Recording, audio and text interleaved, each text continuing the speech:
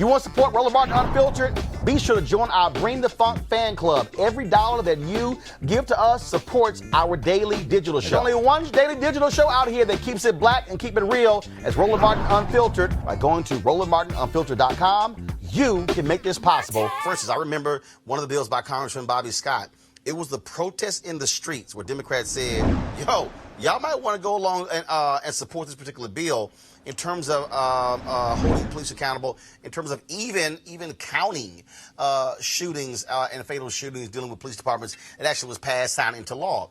But still, what is interesting to me is the mass public pressure.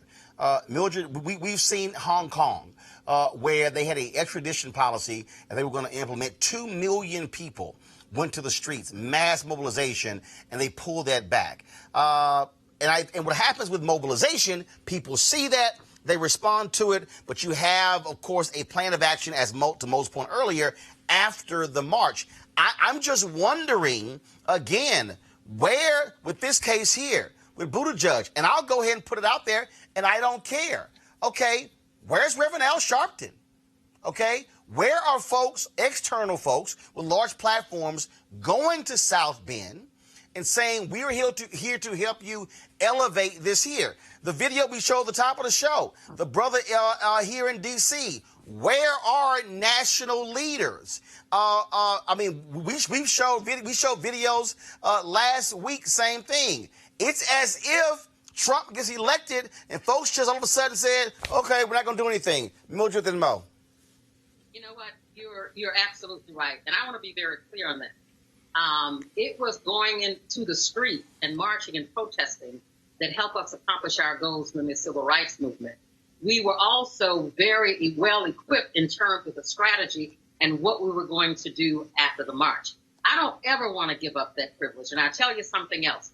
I want to I want us to have the video and not need it than to need the video and not have it. The visuals are very compelling, and we know that this thing is not going to be accomplished overnight. But let's not. I disagree with Karen respectfully. Let me say the body cams are necessary, and they ought to be wearing them, and certainly they should be on. I think, Mo, and I'll say this here.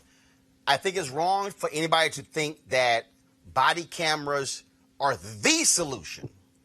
They are a part of the solution. Mo, go ahead.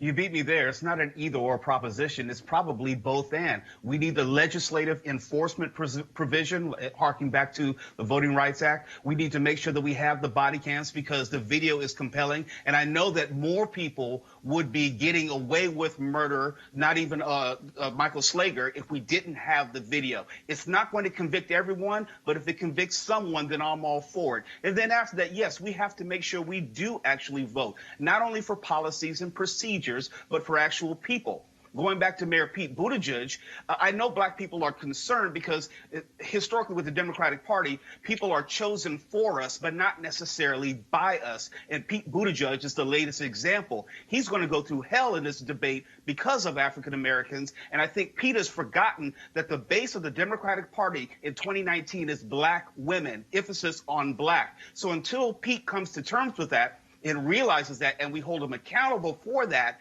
then Pete gets away with this and saying these things at town halls, which are not indicative of the truth, and they are disrespectful to us as a community. All right, folks, back to our Roland Martin Unfiltered video in just one moment. All right, folks, they're back. MarijuanaStock.org has another great investment opportunity. If you were lucky enough to invest in their last crowdfunding campaign, you know they raised a bunch of money in just a few months investing in legal marijuana farms. Those initial investors now own shares of a publicly traded company. And, of course, again, a lot of y'all sent me emails saying, how can I get involved? Well, guess what? Now they have a new investment opportunity that is as good, if not even better than the last one. I'm talking about industrial hemp CBD. For those who don't know, the hemp plant is the cousin to marijuana with a much higher concentration of CBD, which means hemp CBD gives you all the medical benefits of marijuana without getting you high. Until recently, hemp farming was practically illegal in the U.S. and heavily regulated by the DEA.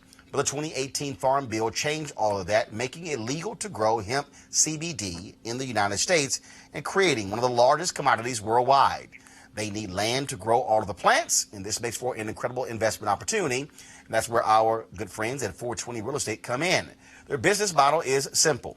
They buy land that supports hemp CBD grow operations and lease it to licensed high-paying tenants. That's right, they are hemp CBD landlords, and you can get in on the action. You can invest in the crowdfunding campaign for as little as $200 up to $10,000. Now, all you got to do is go to marijuanastock.org. That's marijuanastock.org to get in the game.